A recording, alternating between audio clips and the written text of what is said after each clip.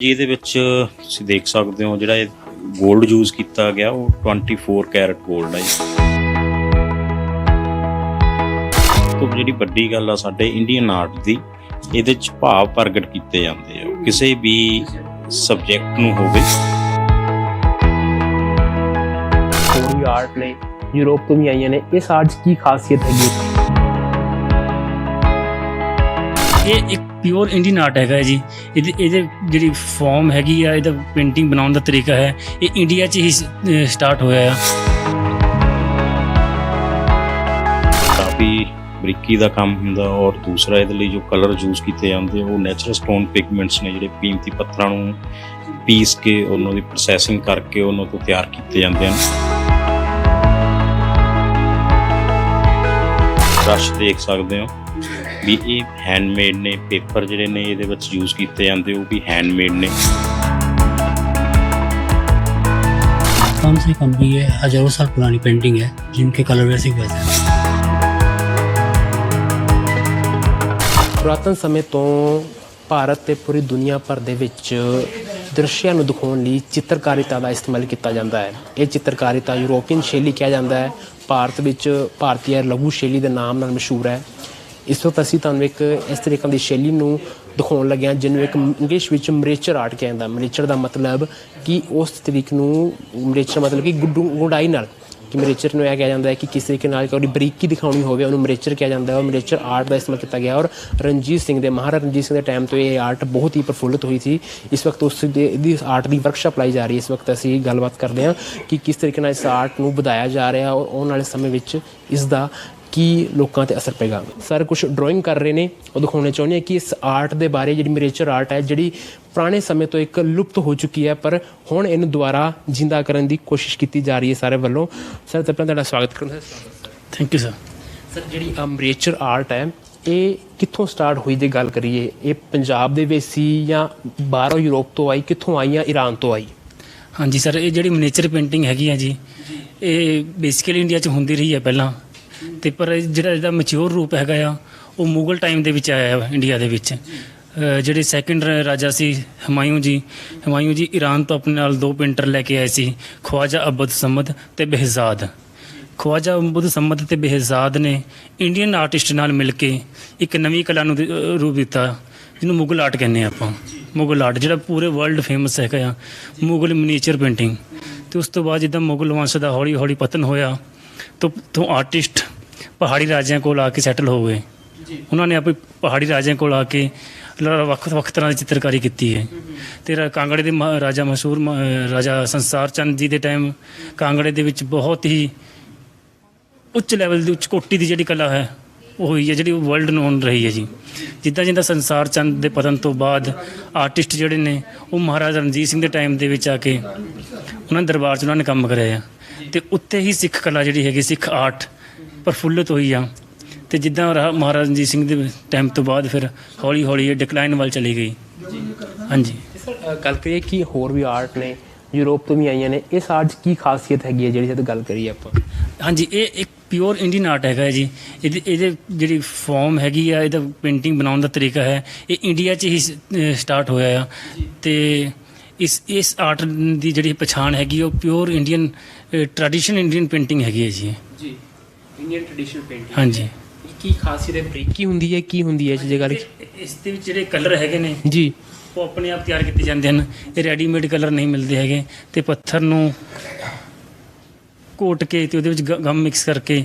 ਜੇ ਆਪਾਂ ਆਰਟ ਦੇਖਦੇ ਹਾਂ, ਆਇਲ ਪੇਂਟਿੰਗ ਕਹਿੰਦੇ ਆ, ਆਇਲ ਪ੍ਰਿੰਟ ਹੁੰਦੇ ਨੇ, ਉਸ ਤੋਂ ਆਰਟ ਇਹ ਪੱਥਰ ਨੂੰ ਪੀਸ ਕੇ ਕੰਮ ਕੀਤਾ ਜਾਂਦਾ। ਹਾਂਜੀ, ਇਹਦੀ ਟੈਕਨੀਕ ਬਿਲਕੁਲ ਅਲੱਗ ਹੈਗੀ ਹੈ ਜਿਸ ਤੋਂ ਆਇਲ ਪੇਂਟ ਤੋਂ। ਇੱਕ ਤਾਂ ਕਾਗਜ਼ ਦੇ ਉੱਪਰ ਹੁੰਦੀ ਆ, ਅਤੇ ਰਾਜਸਥਾਨ ਦੇ ਵਿੱਚ ਕਿਤੇ ਪਿਛੋਈ ਵੀ ਬਣਦੀ ਆ, ਉਹ ਕੱਪੜੇ 'ਤੇ ਬਣਦੀ ਆ, ਪਰ ਕੈਨਵਸ ਦੇ ਉੱਪਰ ਇਹ ਪੇਂਟਿੰਗ ਨਹੀਂ ਬਣਦੀ ਹੈਗੀ ਜੀ। ਕੈਨਵਸ ਤੇ ਪੇਂਟਿੰਗ। ਹਾਂਜੀ ਸਰ, ਤੁਸੀਂ ਜਿਹੜੀ ਡਰਾਇੰਗ ਕਰ ਰਹੇ ਹੋ, ਕੀ ਕਰ ਰਹੇ ਹੋ? ਇਹ ਡਰਾਇੰਗ ਕੀ ਹੈ?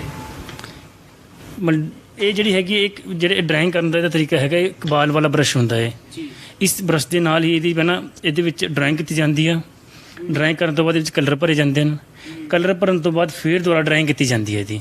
ਇਹ ਮਤਲਬ ਲੰਬਾ ਪ੍ਰੋਸੈਸ ਹੈਗਾ ਜੀ। ਲੈਂਸ ਵੀ ਯੂਜ਼ ਕਰਨਾ ਪੈਂਦਾ ਜੀ? ਹਾਂਜੀ, ਜ਼ਿਆਦਾ ਇਹਦੇ ਵਿੱਚ ਬਰੀਕੀ ਕੰਮ ਕਰਨ ਨਾਲ, ਜਿਵੇਂ ਇੱਕ ਬਾਲ ਬਣਾਉਣਾ ਹੁੰਦਾ ਆ, ਜਾਂ ਆਪਾਂ ਦਰਖਤ ਦੇ ਪੱਤੇ ਬਣਾਉਣੇ ਹਨ, ਜਾਂ ਹੋਰ ਕੋਈ ਬਰੀਕੀ ਕੰਮ ਕਰਨਾ ਹੈ, ਉਹ ਫਿਰ ਲੈਂਸ ਦੇ ਨਾਲ ਕਰਨਾ ਪੈਂਦਾ ਹੈ ਜੀ। ਲੈਂਸ ਨਾਲ? ਹਾਂਜੀ, ਇਹਦੀ ਖਾਸੀਅਤ ਹੈ ਜੀ। ਤੇ ਸਰ ਹੁਣ ਗੱਲ ਕਰਦੇ ਹਾਂ ਕਿ ਸਰ ਤੁਸੀਂ ਜੋ ਡਰਾਇੰਗ ਕਰ ਰਹੇ ਹੋ ਤੇ ਇਹ ਕਿਹੜੀ ਇਹ ਚਿੱਤਰਕਾਰੀ ਮਤਲਬ ਕਿ ਕਿਦੋਂ ਦੀ ਕਿਸ ਟਾਈਮ ਦੀ ਹੈ? ਗੁਰੂ ਨਾਨਕ ਦੇਵ ਜੀ ਦੇ ਟਾਈਮ ਦੀ ਗੱਲ ਹੈ?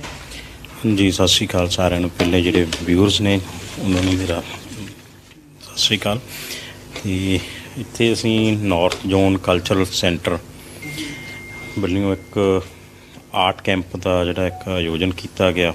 ਉਹਦੇ ਤਹਿਤ ਨਾਰਥ ਜ਼ੋਨ ਤੋਂ ਰਾਜਸਥਾਨ, ਪੰਜਾਬ ਔਰ ਹਿਮਾਚਲ ਤੋਂ ਆਰਟਿਸਟ ਬੁਲਾ ਕੇ ਉਹਨਾਂ ਤੋਂ ਜਿਹੜੀ ਸਾਡੀ ਕਲਾ ਲੁਪਤ ਹੋ ਰਹੀ ਸੀ ਉਹਨੂੰ ਫਿਰ ਤੋਂ ਜ਼ਿੰਦਾ ਕਰਨ ਲਈ ਇੱਕ ਬਹੁਤ ਵੱਡਾ ਉਪਰਾਲਾ ਕੀਤਾ ਗਿਆ।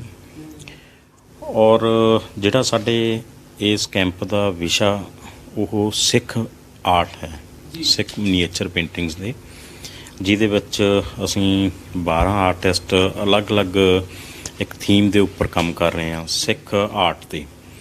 ਮੇਰਾ ਤੁਸੀਂ ਦੇਖ ਸਕਦੇ ਹੋ ਕੰਮ ਗੁਰੂ ਨਾਨਕ ਦੇਵ ਜੀ ਦੇ ਬੱਚੇ, 2 ਬੇਟੇ। ਜਦੋਂ ਗੁਰੂ ਨਾਨਕ ਸਾਹਿਬ ਜੀ ਆਪਣਾ ਆਖਰੀ ਟਾਈਮ 'ਤੇ ਬੱਚਿਆਂ ਨੂੰ ਬੁਲਾਇਆ, ਉਸ ਟਾਈਮ ਨਾਲ ਜੋ ਵਾਰਤਾਲਾਪ ਹੋਈ ਉਹਨੂੰ ਇਹ ਡਿਪੈਕਟ ਕਰਦੀ ਪੇਂਟਿੰਗ ਤਿਆਰ ਕਰ ਰਹੇ ਹਾਂ ਜੀ। ਇਹਦਾ ਜਿਹੜਾ ਇਨਫਲੂਐਂਸ ਆ, ਜੋ ਸਾਡੇ ਕੋਲ ਪੁਰਾਤਨ ਕੰਧ ਚਿੱਤਰ ਆ ਉਹਨਾਂ ਨੂੰ ਲੈ ਕੇ ਔਰ ਟ੍ਰੈਡੀਸ਼ਨ ਆਰਟ ਨੂੰ ਲੈ ਕੇ ਅਸੀਂ ਇਹਨੂੰ ਤਿਆਰ ਕਰ ਰਹੇ ਹਾਂ ਇੱਥੇ। ਅਤੇ ਇਹ 'ਚ ਕਾਫੀ ਬਰੀਕੀ ਦਾ ਕੰਮ ਹੁੰਦਾ। ਔਰ ਦੂਸਰਾ ਇਹਦੇ ਲਈ ਜੋ ਕਲਰ ਯੂਜ਼ ਕੀਤੇ ਜਾਂਦੇ ਉਹ ਨੈਚੁਰਲ ਸਟੋਨ ਪਿਗਮੈਂਟਸ ਨੇ, ਜਿਹੜੇ ਕੀਮਤੀ ਪੱਥਰਾਂ ਨੂੰ ਪੀਸ ਕੇ ਉਹਨਾਂ ਦੀ ਪ੍ਰੋਸੈਸਿੰਗ ਕਰਕੇ ਉਹਨਾਂ ਤੋਂ ਤਿਆਰ ਕੀਤੇ ਜਾਂਦੇ ਹਨ। ਅਤੇ ਜਿਹੜਾ ਇਹਦੇ ਵਿੱਚ ਤੁਸੀਂ ਬਰੱਸ਼ ਦੇਖ ਸਕਦੇ ਹੋ ਵੀ ਇਹ ਹੈਂਡਮੇਡ ਨੇ। ਪੇਪਰ ਜਿਹੜੇ ਨੇ ਇਹਦੇ ਵਿੱਚ ਯੂਜ਼ ਕੀਤੇ ਜਾਂਦੇ ਉਹ ਵੀ ਹੈਂਡਮੇਡ ਨੇ। ਔਰ ਜੇ ਅਸੀਂ ਕਹੀਏ ਵੀ ਜੋ ਵੀ ਇਹਦੇ ਉੱਪਰ ਕੰਮ ਹੋ ਰਿਹਾ ਇਹ ਪਿਓਰ ਨੈਚੁਰਲ ਪ੍ਰੋਸੈਸ ਦੇ ਅਕੋਰਡਿੰਗ ਹੋ ਰਿਹਾ। ਇਹਦੇ ਵਿੱਚ ਕੁਛ ਵੀ ਆਰਟੀਫਿਸ਼ਲ ਨਹੀਂ। ਜੋ ਸਾਡਾ ਸਦੀਆਂ ਪੁਰਾਣਾ ਇੰਡੀਅਨ ਮਿਨੀਏਚਰ ਆਰਟ ਆ, ਪਿਓਰ ਆਰਟ ਜਿਹੜਾ, ਉਹਦੇ ਤਹਿਤ ਇਹ ਸਾਰਾ ਕੰਮ ਹੋ ਰਿਹਾ। ਜਿੰਨੇ ਵੀ ਅਸੀਂ ਆਰਟਿਸਟ ਕੰਮ ਕਰ ਰਹੇ ਹਾਂ ਉਹ ਸਿੱਖ ਮਿਨੀਏਚਰ ਦੇ ਉੱਪਰ ਅਲੱਗ-ਅਲੱਗ ਸਬਜੈਕਟ ਦੇ ਉੱਪਰ ਕੰਮ ਕਰ ਰਹੇ ਹਾਂ ਇਹਦੇ 'ਚ। ਤੇ ਸਰ ਇਹਦੀ ਗੱਲ ਕਰੀਏ ਕਿ ਬਰੀਕੀ ਦੀ ਬੜੀ ਦਿਖ ਰਹੀ ਹੈ ਇਹਦੇ ਵਿੱਚ, ਕਿਸੇ ਨਾਲ ਬਰੀਕੀ ਦਾ ਪੂਰਾ ਇਸਤੇਮਾਲ ਕੀਤਾ ਗਿਆ ਕਿ ਲੈਂਸ ਨਾਲ ਕੀਤਾ ਜਾਂਦਾ ਹੈ? ਜੀ ਬਿਲਕੁਲ ਸਰ। ਇਹਦੇ 'ਚ ਜੋ ਬਹੁਤ ਜ਼ਿਆਦਾ ਬਰੀਕ ਕੰਮ ਆ, ਤੁਸੀਂ ਉਹਨੂੰ ਕੰਮ ਕਰਨ ਲਈ ਵੀ ਸਾਨੂੰ ਲੈਂਸ ਦੀ ਵਰਤੋਂ ਕਰਨੀ ਪੈਂਦੀ ਆ। ਔਰ ਜਦੋਂ ਇਹ ਪੇਂਟਿੰਗ ਨੂੰ ਡਿਸਪਲੇ ਕਰਕੇ ਦੇਖਿਆ ਜਾਊ ਉਸ ਟਾਈਮ ਵੀ ਇਹ ਲੈਂਸ ਤੋਂ ਬਿਨਾਂ ਨਹੀਂ, ਅਸੀਂ ਨੰਗੀ ਅੱਖ ਨਾਲ ਨਹੀਂ ਦੇਖ ਸਕਦੇ ਅਤੇ ਸਾਨੂੰ ਲੈਂਸ ਯੂਜ਼ ਕਰਕੇ ਹੀ ਇਹਨੂੰ ਦੇਖਿਆ ਜਾਊਗਾ। ਜੋ ਇਸ ਪੇਂਟਿੰਗ ਦੀ ਸਭ ਤੋਂ ਵੱਡੀ ਖਾਸੀਅਤ ਆ ਮਿਨੀਏਚਰ ਪੇਂਟਿੰਗ ਦੀ, ਇਹਦੇ ਵਿੱਚ ਬਹੁਤ ਬਰੀਕੀ। ਔਰ ਸਭ ਤੋਂ ਜਿਹੜੀ ਵੱਡੀ ਗੱਲ ਆ ਸਾਡੇ ਇੰਡੀਅਨ ਆਰਟ ਦੀ, ਇਹਦੇ 'ਚ ਭਾਵ ਪ੍ਰਗਟ ਕੀਤੇ ਜਾਂਦੇ ਆ ਕਿਸੇ ਵੀ ਸਬਜੈਕਟ ਨੂੰ ਹੋਵੇ। ਜਿੱਦਾਂ ਇੱਥੇ ਤੁਸੀਂ ਇਹ ਪੇਂਟਿੰਗ 'ਚ ਸਭ ਦੇ ਚਿਹਰੇ ਦੇਖ ਸਕਦੇ ਹੋ, ਕਿਉਂਕਿ ਗੁਰੂ ਨਾਨਕ ਸਾਹਿਬ ਦਾ ਇੱਕ ਆਖਰੀ ਟਾਈਮ ਆ ਜਦੋਂ ਉਹਨਾਂ ਨੇ ਸਰੀਰ ਛੱਡਣ ਦਾ ਉਹਨਾਂ ਦਾ ਸਮਾਂ ਸੀ ਅਤੇ ਆਪਣੇ ਬੱਚਿਆਂ ਨੂੰ ਬੁਲਾ ਕੇ ਉਹਨਾਂ ਨੂੰ ਉਪਦੇਸ਼ ਕੀਤਾ। ਅਤੇ ਸਭ ਦੇ ਚਿਹਰੇ ਇੱਕ ਖੁਸ਼ੀ ਦੇ ਮੂਡ ਵਿੱਚ ਨਹੀਂ ਬਲਕਿ ਇੱਕ ਉਦਾਸੀ ਦੇ ਆਲਮ ਦੇ ਵਿੱਚ ਤੁਸੀਂ ਦੇਖ ਸਕਦੇ ਹੋ ਸਭ ਨੂੰ। ਅਤੇ ਇਸ ਪੇਂਟਿੰਗਾਂ ਦੇ ਵਿੱਚ ਭਾਵ ਨੂੰ ਵੀ ਪ੍ਰਗਟ ਕੀਤਾ ਜਾਂਦਾ, ਜੋ ਉਸ ਟਾਈਮ ਦਾ ਮਾਹੌਲ ਆ ਉਹਦੇ ਅਕੋਰਡਿੰਗ ਜੋ ਕਰੈਕਟਰਸ ਵੀ ਬਣਾਏ ਜਾਂਦੇ ਆ ਉਹਨਾਂ ਦਾ ਭਾਵ ਕੀ ਆ। ਇਹ ਸਭ ਤੋਂ ਜਿਹੜੀ ਇੰਡੀਅਨ ਆਰਟ ਦੀ ਸਾਡੀ ਖਾਸੀਅਤ ਆ, ਹਰ ਥੀਮ ਦੇ ਵਿੱਚ ਭਾਵ ਵੀ ਪ੍ਰਗਟ ਕੀਤੇ ਜਾਂਦੇ ਆ ਨਾਲ ਪੇਂਟਿੰਗ ਦੇ। ਦਾ ਇੱਕ ਭਾਵ ਪ੍ਰਗਟ ਕੀਤਾ ਜਾਂਦਾ ਕਿ ਕਿਸ ਤਰੀਕੇ ਨਾਲ ਉਸ ਟਾਈਮ ਸੋਚ ਰਿਹਾ ਹੈ। ਬਿਲਕੁਲ ਜੀ ਬਿਲਕੁਲ। ਦੇਖ ਰਹੇ ਹਾਂ ਕਿ ਜੋ ਪੂਰਾ ਦੇਖ ਰਹੇ ਹਾਂ ਕਿ ਇਸ ਤਰ੍ਹਾਂ ਗੁਰੂ ਨਾਨਕ ਦੇਵ ਜੀ ਤੇ ਇੱਕ ਸੁਭਾਅ ਆਮ ਦਿਨ ਹੁੰਦਾ ਹੈ, ਕਿਸ ਤਰੀਕੇ ਨਾਲ ਬੈਠੇ ਹੋਏ ਨੇ, ਤੇ ਬਾਕੀ ਸਾਰੇ ਇੱਕ ਦੁਖੀ ਦੇ ਮਾਹੌਲ ਦੇ ਵਿੱਚ ਐਵੇਂ ਲੱਗ ਰਹੇ ਇੱਕ ਸ਼ਾਂਤ ਮੂਡ ਦੇ ਵਿੱਚ ਬੈਠੇ ਨੇ।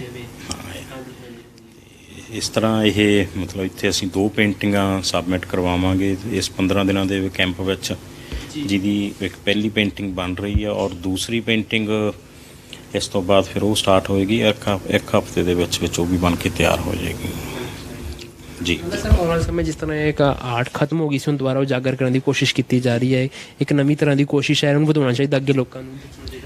ਬਿਲਕੁਲ ਬਿਲਕੁਲ ਜੀ। ਦੇਖੋ ਇੱਥੇ ਹੁਣ ਨਾਰਥ ਜ਼ੋਨ ਕਲਚਰ ਸੈਂਟਰ ਦਾ ਇੱਕ ਬਹੁਤ ਵੱਡਾ ਉਪਰਾਲਾ, ਜਿਹੜੀ ਇਹ ਆਰਟ ਖਤਮ ਹੋ ਰਹੀ ਸੀ ਉਹਨੂੰ ਫਿਰ ਤੋਂ ਸੁਰਜੀਤ ਕਰ ਰਹੇ ਨੇ। ਅਸੀਂ ਧੰਨਵਾਦੀ ਹਾਂ ਇਸ ਟੀਮ ਦੇ ਜੋ ਨਾਰਥ ਜ਼ੋਨ ਕਲਚਰ ਸੈਂਟਰ ਦੇ ਅਧੀਨ ਆਉਂਦੀ ਹੈ। ਅਤੇ ਹੋਰ ਵੀ ਅੱਜ ਬੱਚੇ ਆ ਰਹੇ ਆ ਕਾਲਜਾਂ ਤੋਂ, ਜਿਹੜੇ ਵੀ ਤੁਹਾਡੇ ਮਾਧਿਅਮ ਰਾਹੀਂ, ਇੰਟਰਨੈੱਟ ਦੇ ਮਾਧਿਅਮ ਰਾਹੀਂ ਇਨਫੋਰਮੇਸ਼ਨ ਮਿਲਦੀ ਆ, ਤਾਂ ਉਹ ਬੱਚੇ ਕਾਲਜਾਂ ਤੋਂ, ਸਕੂਲਾਂ ਤੋਂ ਇਹ ਦੇਖਣ ਆ ਰਹੇ ਆ। ਔਰ ਸਾਡੀ ਕੋਸ਼ਿਸ਼ ਆ ਵੀ ਆਉਣ ਵਾਲੇ ਸਮੇਂ ਦੇ ਵਿੱਚ ਵੀ ਇਹ ਬੱਚੇ ਸਿੱਖਣ, ਇਹਨੂੰ ਅਡਾਪਟ ਕਰਨ। ਗੋਲਡ ਦਾ ਯੂਜ਼ ਵੀ ਕੀਤਾ ਗਿਆ ਇੱਥੇ? ਹਾਂਜੀ, ਇਹਦੇ ਵਿੱਚ ਤੁਸੀਂ ਦੇਖ ਸਕਦੇ ਹੋ ਜਿਹੜਾ ਇਹ 골ਡ ਯੂਜ਼ ਕੀਤਾ ਗਿਆ ਉਹ 24 ਕੈਰਟ 골ਡ ਹੈ ਜੀ, ਜਿਹੜਾ ਇੱਕ ਫੋਇਲ ਦੇ ਰੂਪ 'ਚ ਮਿਲਦਾ, ਉਹਨੂੰ ਅਸੀਂ ਆਪਣੀ ਤਕਨੀਕ ਨਾਲ ਇਹਦੇ ਉੱਪਰ ਪੇਸਟ ਕਰਕੇ ਉਹਦੇ ਉੱਪਰ ਫਿਰ ਕੰਮ ਕੀਤਾ ਜਾਂਦਾ ਹੈ। ਇਹਦੇ ਵਿੱਚ 24 ਕੈਰਟ 골ਡ ਹੀ ਯੂਜ਼ ਕੀਤਾ ਜਾਂਦਾ ਹੈ। Thank you sir, thank you. ਤੁਸੀਂ ਦੇਖ ਸਕਦੇ ਹੋ ਕਿ ਇੱਥੇ ਹੋਰ ਅਲੱਗ-ਅਲੱਗ ਤਰ੍ਹਾਂ ਦੇ ਚਿੱਤਰਕਾਰੀਤਾ ਕਰ ਰਹੇ ਨੇ। ਇਹ ਸਾਰੇ ਸਾਡੇ ਨਾਲ ਜੁੜ ਚੁੱਕੇ ਨੇ, ਗੱਲਬਾਤ ਕਰਦੇ ਹਾਂ। ਸਰ, ਤੁਸੀਂ ਜਿਹੜਾ ਆਰਟ कर रहे हो, ड्राइंग कर रहे हो, एक किस टाइम की दृश्य दिखा रहे हो? जी ये सिग्नेचर पेंटिंग के आधारित है जी, और इसमें ये जस्सा सिंह जी हैं जी, और हाँ ये रामगढ़िया, जस्सा सिंह जी रामगढ़िया, और ये इनके जो सहायक है नौ सिंह जी और वीर सिंह जी। ये जस्सा सिंह जी वो हैं जिन्होंने मुगलों पे फतेह करके पहली बार लाल किले पे झंडा फहराया था जी, तो ये उनका चित्र है उस टाइम में। हाँ जी, हाँ ਤੇ ਸਰ ਕਿ ਪੁਰਾਣੇ ਟਾਈਮ 'ਚ ਦੇਖਣ ਨੂੰ ਮਿਲਦਾ ਹੈ, ਹੁਣ ਇਸ ਆਰਟ ਨੂੰ ਦੁਬਾਰਾ ਉਜਾਗਰ ਕਰਨ ਦੀ ਕੋਸ਼ਿਸ਼ ਕੀਤੀ ਜਾ ਰਹੀ है कि जिस तरीके ਨਾਲ कि और वाले बच्चे सीखन, नहीं कि इनको आर्ट को अब नई जो सी बच्चे आ रहे हैं उनको दिखाने की कोशिश की जा रही है ताकि वो भी सीखें इस आर्ट। बिल्कुल साहब, ये बिल्कुल एक तरीके से अब नए जो सीखने वाला है वो बच्चे आ नहीं रहे, तो उनको समझाया नहीं गया। कोई स्कूल में मिनिएचर आर्ट के बारे में समझाया नहीं जाता, तो उनमें इंटरेस्ट नहीं आता। अब वो आके देखते हैं तो उनमें इंटरेस्ट जाग रहा है, तो वो सीखने की कोशिश भी करते हैं। बाकी आर्ट्स भी हैं दुनिया में, यूरोपियन आर्ट होगी या ईरान की होगी, उस सबसे इंडियन आर्ट क्या अलग है, जिसमें क्या खासियत है इसकी जो नहीं हो?